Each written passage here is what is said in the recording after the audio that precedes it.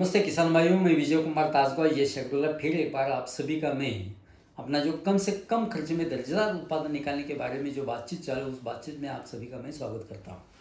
किसान भाइयों, पिछले वीडियो में हमने बात की लंबा किशमिश कैसा तैयार करते हैं, उसको कम से कम जीए कैसा देना है, टॉनिक कैसा देना है, कौन से डेट पर देना है, साइज कौन सी होनी चाहिए, इसके बारे में हमने सविस्तर चर्चा उस वीडियो में की है। आज मैं आपसे बात कर रहा हूँ जो क्लोन हो, थॉमसन हो या बाबानगर थॉमसन हो, इसके बारे में जीए की मात्रा कैसी देनी है, कौन सी देनी है, कब देनी है, उसके बारे में हम बातचीत करने वाले हैं। मैं आपसे एक जरूर विनती करूँगा कि अपने ही किसान भाइयों में अपने जो बात चल रही है कम से कम खर्च में ज़्यादा यील्ड कैसे निकालने के बारे में बातचीत चल रही है, वो ज़्यादा से ज़्यादा शेयर कीजिए। अच्छे लगे तो जरूर लाइक भी कीजिए, सब्सक्राइब जरूर कीजिए और किस बात में हमें बात करनी पड़ेगी इसके बारे में कमेंट भी जरूर कीजिए। किसान भाइयों, आज हम बात करने वाले गोल बेदाना कैसा तैयार करते हैं, उसका नेचुरल थिनिंग कैसा होना चाहिए, एक बंच में कितना मनी होना चाहिए। देखिए, बेदाना करना है तो हमें 1 स्क्वायर फुट को एक बंच रखना है, ज़्यादा बंच रखने की जरूरत नहीं। एक बंच में कम से कम 140 मनी होना चाहिए, ज़्यादा से ज़्यादा 140 मनी होना चाहिए, उससे ज़्यादा नहीं होना चाहिए। और एक बंच का वजन कम से कम 500 या 550 ग्राम होना चाहिए, यानी कि इसीलिए एक मनी जो होता है उसका वजन माल निकालते समय 3.5 ग्राम यानी कि 3.5 ग्राम एक मनी का वजन होना चाहिए। वो ऐसा मनी तैयार करने के लिए क्या क्या काम करना चाहिए, देखो। हम फ्लावरिंग में से जे का स्प्रे जरूर देंगे क्योंकि उससे नेचुरल गर्ल मिलती है, उससे मनी लंबा होता है, वो ऐसा नहीं होगा, लंबा नहीं होता। जे का जो हम स्प्रे देते हैं फ्लावरिंग में, वो स्प्रे का काम ही ऐसा है कि नेचुरल थिनिंग करने का। अगर जरूरत है तो आप नेचुरल थिनिंग कर सकते हैं।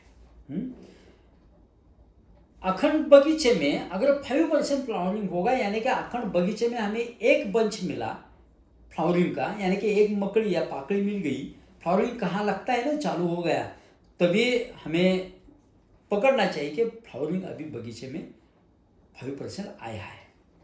उसी वक्त हमें एक 10 ppm का जीए स्प्रे देना है। इसमें जिंक डालना नहीं है, खाली कौन सी भी दवाई हो उस दवाई में डाल के स्प्रे कर लो। खाली भूरी का जो हम स्प्रे करने वाले उसमें जीए डालना नहीं है।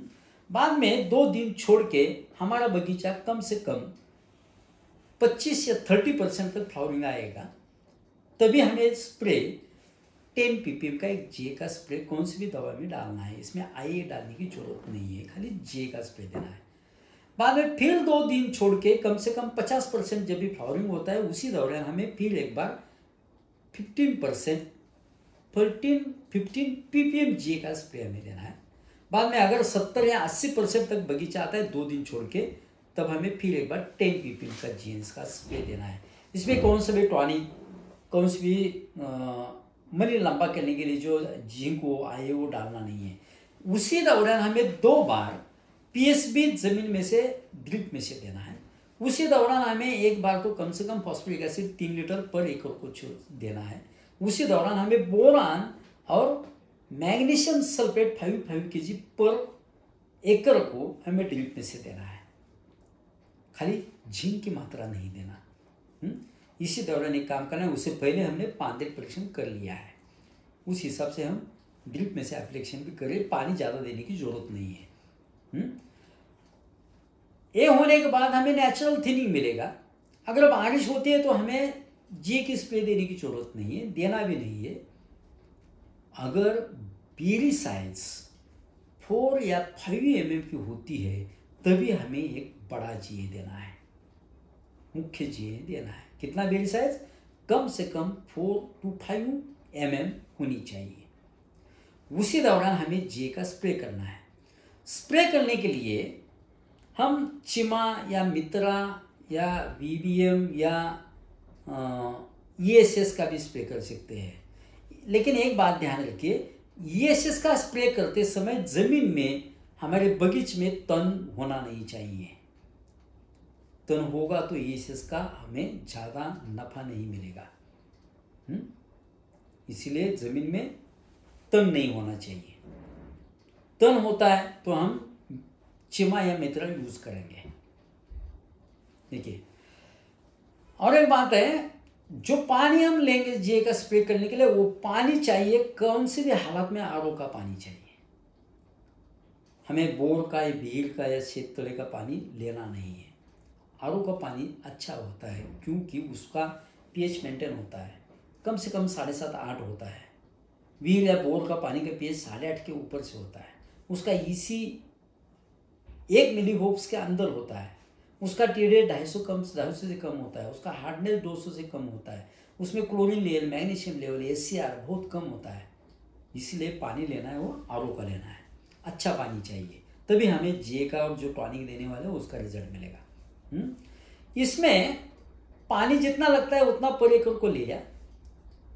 पानी में पहले ऐड करना है जिब्रेलिक एसिड, यानी कि जी ऐड करेंगे।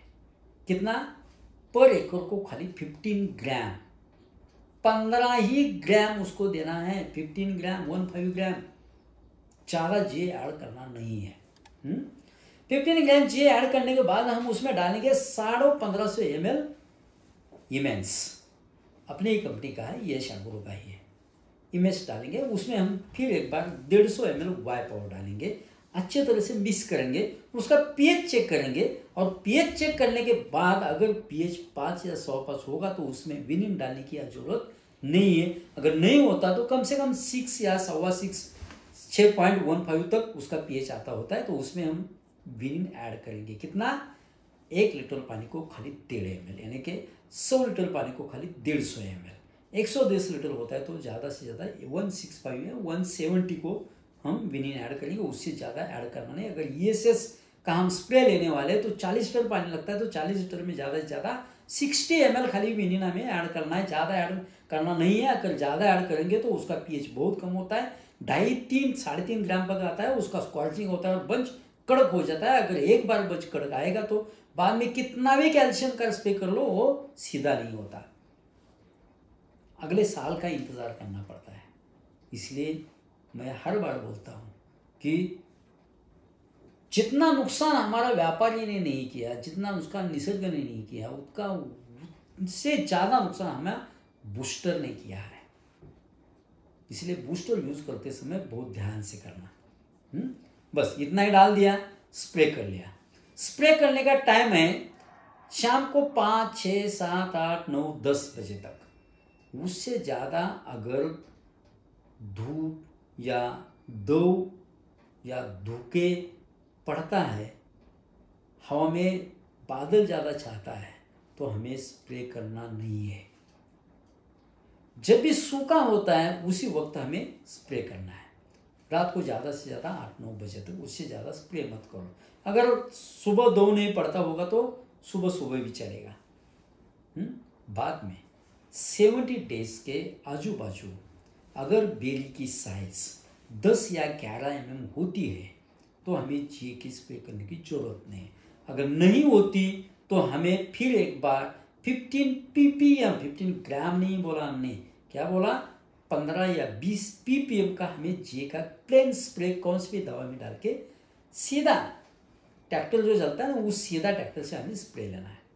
बाद में 84 to 90 डेज के दौरान बेरी की साइज कम से कम 14 या 15 mm तक होनी चाहिए। अगर नहीं हुई होगी तो, होती है तो जी स्प्रे करने की जरूरत नहीं है। अगर नहीं होती है तो हमें एक बार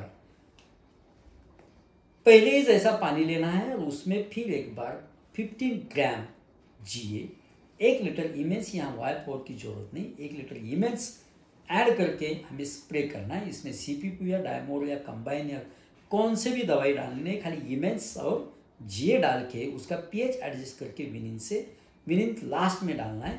पीएच एडजस्ट करके हमें एक स्प्रे करना है अगर जरूरत होगी तो।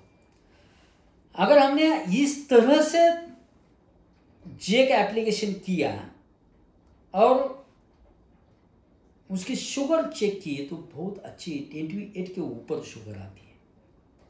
उसी दौरान हम पांडेट परीक्षण 3-4 बार कर लेंगे और जो भी फास्फोरस और जिंक के रेशो से शुगर आती है उसका हम सल्फेट ऑफ पोटेश से उसका हम कन्वर्जन करके लेंगे। किसान भाइयों, अपनी जो बातचीत चल रही है ना, वो कम से कम खर्च में दर्जेदार उत्पादन निकालने के बारे में चल रही है। बस इतना ही जिए दो, आपका बेदाने का सौदा बहुत अच्छी तरह से निकल जाएगा। 3.5 kg को कम से कम 1 kg आपको किशमिश भी मिलेगा। मेरी एक बार आपसे विनती है कि ज़्यादा से ज़्यादा वीडियो शेयर कीजिए, सब्सक्राइब कीजिए, अच्छा लगे तो जरूर लाइक कीजिए। धन्यवाद।